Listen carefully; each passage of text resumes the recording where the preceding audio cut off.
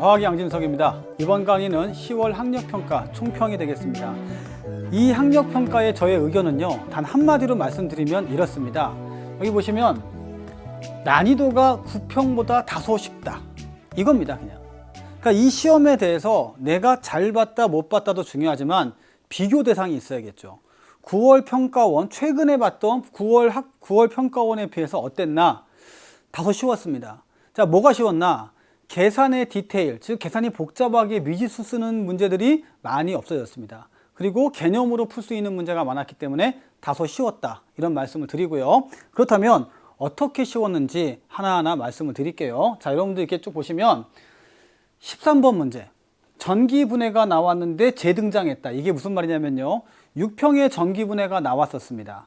그리고 9평에 안 나왔어요. 그리고 재등장했는데 계산이 질량을 계산하는 문제가 나왔죠. 그러니까 몰수 계산하고 질량만 하면 되는 거기 때문에 어렵진 않았어요. 하지만 주의 깊게 봐야 되는 게 뭐냐면 6평에서 나왔고 9평 건너뛰고 지금 나왔다. 그러면 수능은 반드시 준비해 놔야 된다, 이런 말씀을 드리고요.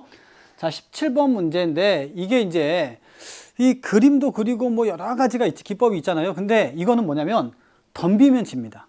그러니까 무조건 풀려고 막 들어가잖아요. 그러면 이 문제는 나락으로 빠질 수가 있어요. 그렇다고 해서 어려운 문제는 아닌데 본인이 알고 있던 거 가지고 오비탈을 가지고 뭐 쫙 써야 되는데 그냥 막 덤벼가지고 네온이야 이거 어떻게 하지 이러면 집니다. 그래서 침착하게 풀면 분명히 17번도 크게 어렵지 않았고요. 자, 제가 주목하는 게 19번이에요. 자, 우리가 이제 킬러라고 하면 양적 관계하고 중화 반응이 있지 않습니까? 근데 중화 반응이 이가가 나왔습니다. 6평에. 그리고 9평도 이가가 나왔어요. 근데 이번에는 1가가 나왔습니다. 그래서 난이도가 훅 떨어진 거죠. 하지만 이가를 준비해 줘야 된다. 그거 한번 찍어 드리고요. 자, 20번 문제, 양적 관계 문제인데요. 이것도 마찬가지입니다. 우리가 공부했던 공식이 있거나 자기가 공부했던 어떤 패턴이 있었으면 풀 수 있었습니다. 즉, 시간만 좀 확보했으면, 앞에서 좀 빨리 풀어가지고 시간이 한 3분 정도만 확보됐으면 이 문제는 맞출 수 있었다 해서 제가 주목하는 거 요 네 문제를 주목하고요. 나머지 문제는 제가 또 수업 시간에 말씀을 드리겠습니다. 자, 요거 한번 보세요.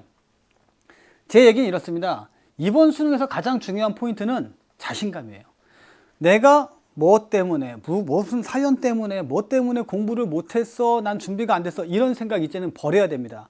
오늘의 계기로 뭐냐면 난 준비됐어, 나는 할 수 있어, 이런 자신감만 있으면 충분히 이겨나갈 수 있다는 말씀을 드리고요. 또 한마디만 첨언하면 이렇습니다. 자신이 할 수 있는 문항은 무조건 맞춰줘야 돼요. 그러니까 할 수 없는 거 있잖아요.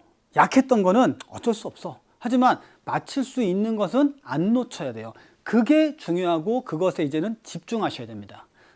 자, 제가요, 평가원 모의고사와 10월 모의고사의 문항을 쫙 한번 분석해 봤습니다.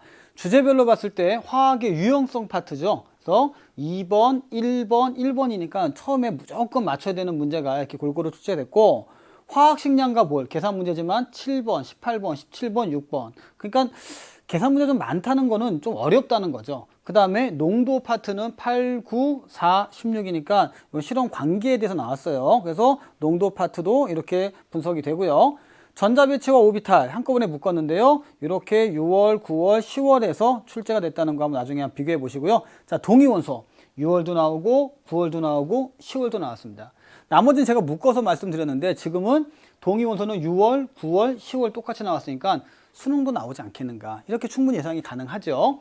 자, 주기적 성질 역시 다 묶어서 6월, 9월, 10월인데 두 문제 이상 출제가 된다는 거 잊지 마시고요.